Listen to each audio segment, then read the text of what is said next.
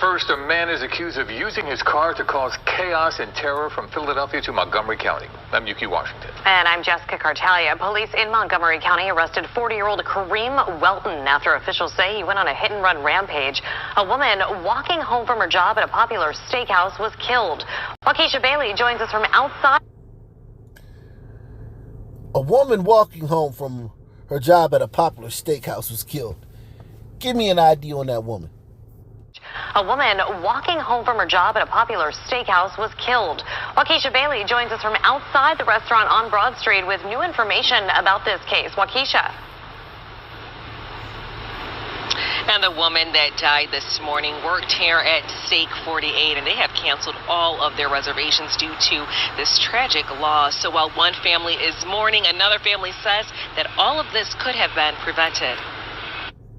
His oldest brother tried to 302 him a couple of days ago, and they wouldn't 302 him. And he was starting this psychotic episodes then. Okay, involuntary commitment, aka 302. An involuntary commitment is an application for emergency evaluation and treatment for persons who are dangerous to themselves or others due to mental illness. His oldest brother tried to 302 him a couple of days ago, and they wouldn't 302 him. And he was starting this psychotic episodes then. That's the voice of Denise Welton. Her nephew is Kareem Welton, who is at the center of multiple investigations involving several hit and runs that ultimately killed one woman. It all started around 2 a.m. when police say two people on a motorcycle were rear-ended at Broad and Lombard Streets in Center City. Then on 15th Street near South Street, surveillance video shows a Chevy Malibu come up behind a woman and hit her and then drove over her a second time, killing her. Police say that car was stolen and Welton was behind the wheel. Okay, so I'm getting a little frustrated with this mental illness thing. This guy stole a car. They didn't say he carjacked somebody, they say he stole a car. Stealing cars nowadays is very hard because of the technology. That's why there's so many carjackings, because it's harder to... Back in the day, you could just steal a car with a screwdriver. Now, it's very intricate on how to steal a car. It can be done, but it's a lot of, some wizardry and some know-how and some, technology, some coding. You're doing some serious work if you steal one of these modern cars. So he stole a Chevy Malibu, right? So stealing that car takes some mental know-how. How come these crazy people, they're crazy. They're not in control of their bodies and their thoughts. They're not responsible for everything you do. But this guy stole a vehicle, managed to not hit any other cars, managed to strike pedestrians and people on motorcycles. Car's not dented up. They're not talking about he was just crashing into mailboxes and lamp posts. He was driving through Center City, Philadelphia, only hitting people he wanted to hit. And we're supposed to believe this is mental illness. And I always use the analogy of, when they talk about mental illness and they attribute everything to mental illness, it's almost as if you were to hawk up a slimy green loogie and hog spit in somebody with mental illness's face. When the person responded and attacked you, that would then be attributed to their mental illness. If we go by the logic of the way they use mental illness. Because it's an excuse for everything. This guy stole a car, got in the car, navigated traffic, navigated If you're crazy and you're driving a car, the road is an obstacle course. There's bike lanes. There's these the new poles they got in the street, whatever those things are, those dividers, those new plastic dividers they got everywhere. There's all types of stuff. He navigated all that stuff and just managed to strike down pedestrians. And then when he struck this woman down, he turned the car around and ran over again, making sure she was dead. But he's just some out-of-control, crazy lunatic that's not in control of his actions and yada, yada, yada. It all started around 2 a.m. when police say 2 people on a motorcycle were rear-ended at Broad and Lombard Streets in Center City. Then on 15th Street near South Street, surveillance video shows a Chevy Malibu come up behind a woman and hit her and then drove over her a second time, killing her. Police say that car was stolen and Welton was behind the wheel. My heart goes out to the young lady whose life was taken and all the other people who was injured by my nephew. But my nephew is not like that. We're told the woman worked here at the steakhouse in Center City. Police say Welton then ditched the Chevy Malibu in Center City, stole another car, and made his way to Manayunk, where he hit another person. And then he went to Collegeville, where he struck a 5th person. The jogger suffered a broken spine and fractures to his ribs and legs. Welton was arrested in Montgomery County, where he is facing multiple charges, including attempted murder. Welton's aunt told me her nephew appeared to be acting abnormal on Tuesday. The family says he was taken to the hospital but was surprised when he was later released. I don't understand why they didn't allow him to get the help that he needed when he was taken to the hospital.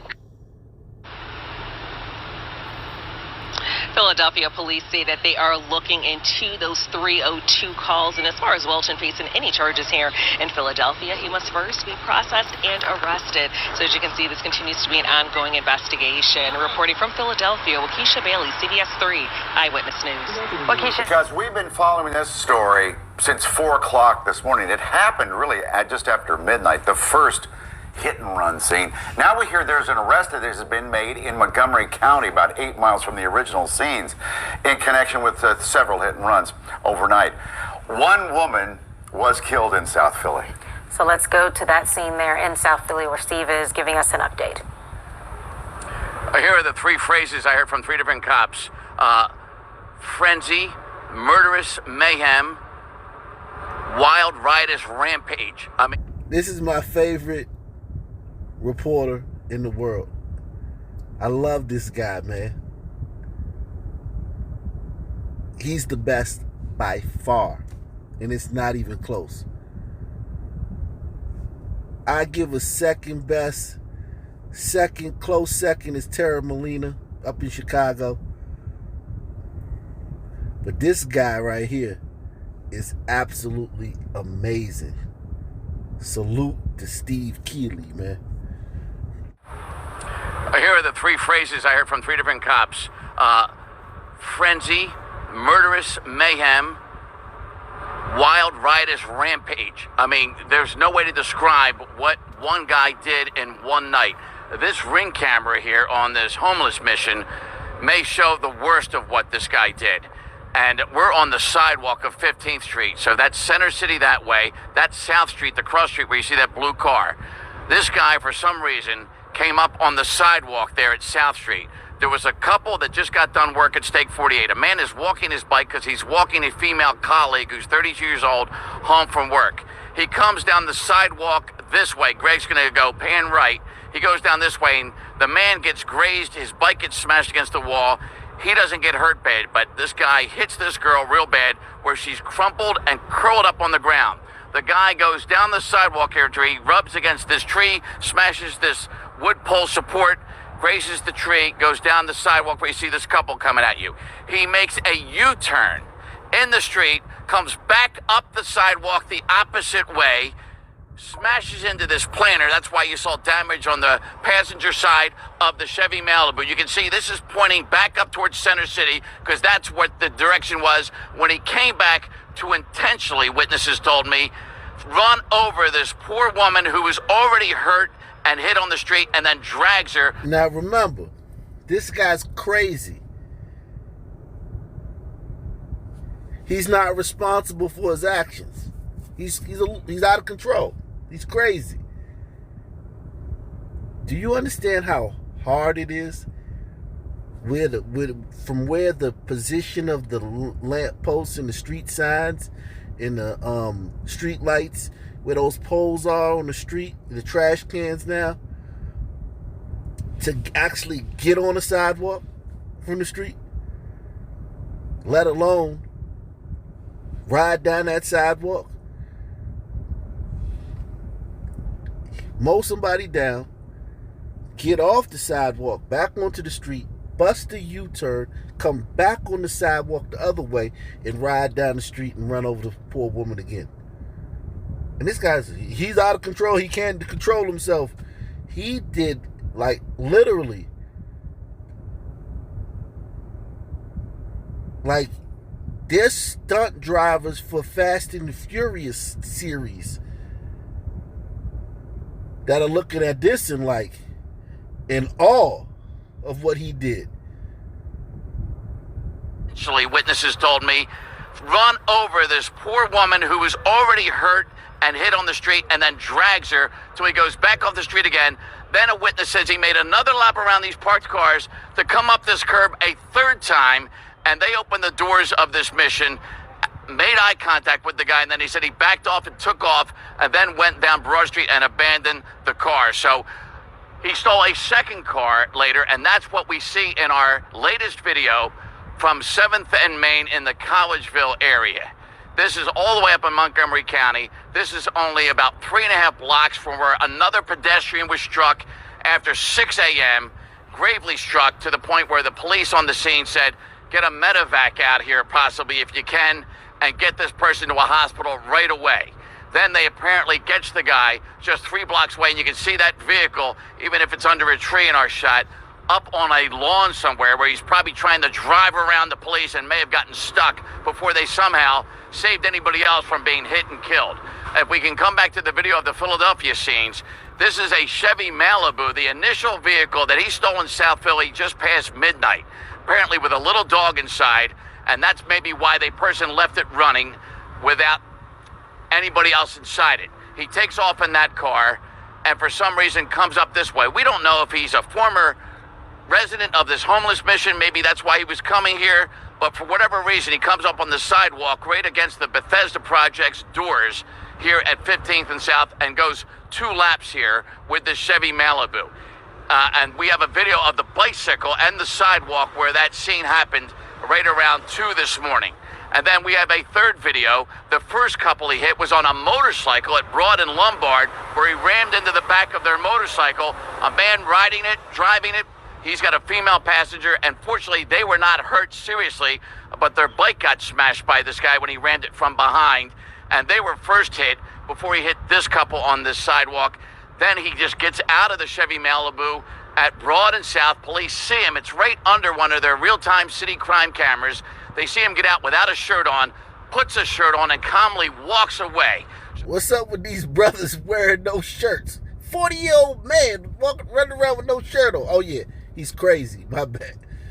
Then he just gets out of the Chevy Malibu at Broad and South. Police see him. It's right under one of their real-time city crime cameras.